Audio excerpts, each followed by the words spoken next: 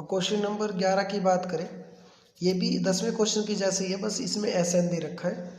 तो S N के अंदर ये इसमें भी दो पार्ट है, इसमें बोल रखा है दो पार्ट दे रखे इसके पार्ट के, और ये क्वेश्चन दे रखा स्टेटमेंट ये दे रखी है एस एन सम।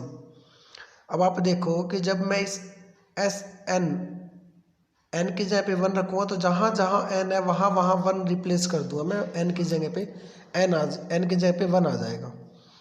तो ये एस वन आ गया, 4 सॉल्यूशन करके 3 आंसर आ गया।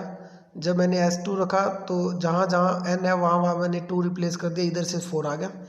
अब आपको पता होना चाहिए कि एस वन का मतलब क्या होता है। एस का मतलब सम, वन का मतलब फर्स्ट टर्म का, एपी की फर्स्ट टर्म का सम, मतलब फर्स्ट ही टर्म होगी वो। तो एस टू का मतलब एपी की फर्स्ट 2 टर्म का सम, एपी की फर्स्ट 2 टर्म का सम जो कि 4 आ गया।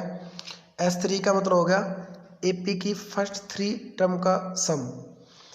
S 9 S 10। अच्छा ये क्यों लिखे है मैंने, क्योंकि वो हमसे एक तो पूछ रहा है सेकंड टर्म, एक पूछ रहा है हमसे थर्ड टर्म, एक पूछ रहा है हमसे 10th टर्म, और एक पूछ रहा है हमसे ए एन। अब याद रखो कि A2 निकालने के लिए आपके पास S2 और S1 होना जरूरी है, A3 निकालने के लिए S3 और S2 होना जरूरी है, A10 निकालने के लिए S10 और S9 होना जरूरी है। इसीलिए मैं वो वैल्यू रख रहा हूँ यहाँ पे जिस जिस चीज़ की मेरे को रिक्वायरमेंट है। S3 अब 3 भी आ जाएगा यहाँ से मेरे पास। अब मेरे को 10 निकालना तो मेरे पास 9 और 10 और निकालना पड़ेगा।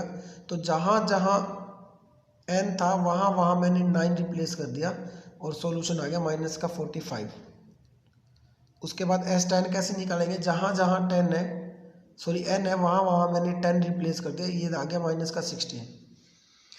अब क्या चीज़ आ गई मेरे पास, आ गया S1 S2 S3 S4 sorry S9 S10। मेरे को A1 चाहिए, A1 तो S1 ही होता है।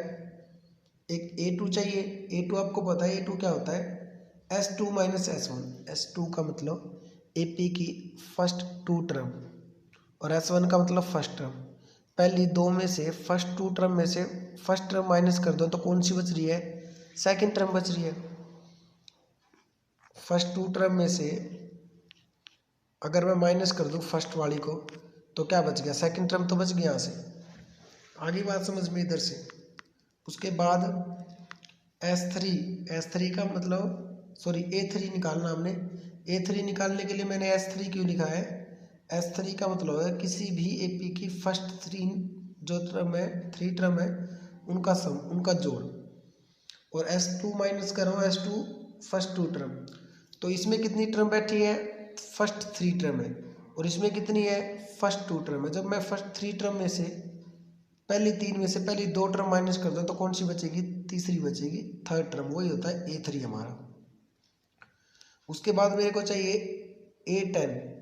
A10 के लिए मैंने S10 माइनस S9 क्यों किया है, क्योंकि S10 का मतलब हो गया कि किसी भी AP की पहली 10 टर्म का जोड़, फर्स्ट 10 टर्म का सम।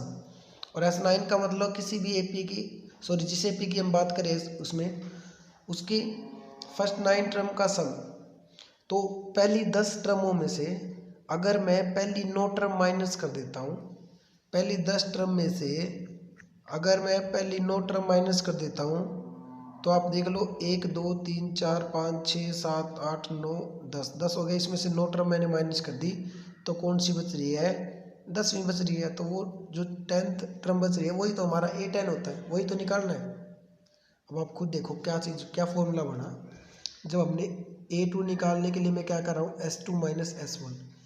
A2 निकालने के लिए S2 माइनस S1, A3 निकालने के लिए S3 माइनस S2 कर रहा हूँ, S10 निकालने के लिए A10 निकालने के लिए S10, A10 के लिए S10 माइनस S9।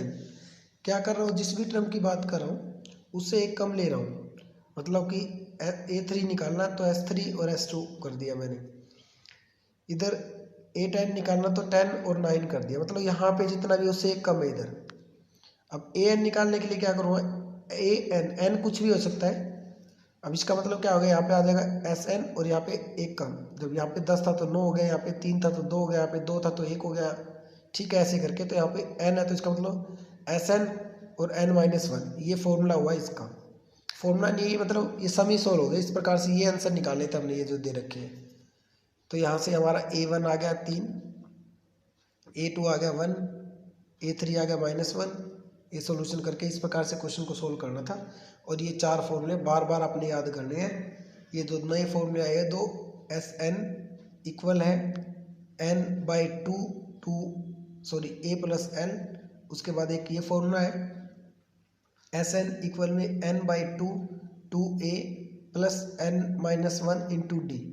एक ये दो फॉर्मूले हैं, दोनों से सेम आंसर आता है, बस लगते अलग अलग टाइम पे है। जिस फॉर्मूले की जो चीज़ें हैं हमारे पास, जो वैल्यू है वो उसके अंदर रख देंगे तो अपने आप सोल्व हो जाएगा। ये चारों फॉर्मूलों के अंदर 4 ही चीज़ की रिक्वायरमेंट होती है, 4 में से कोई भी 3 चीज़ हो आपके पास वो निकल जाएगी। ठीक है, इस प्रकार से क्वेश्चन को हल करना था। जय हिंद, जय भारत।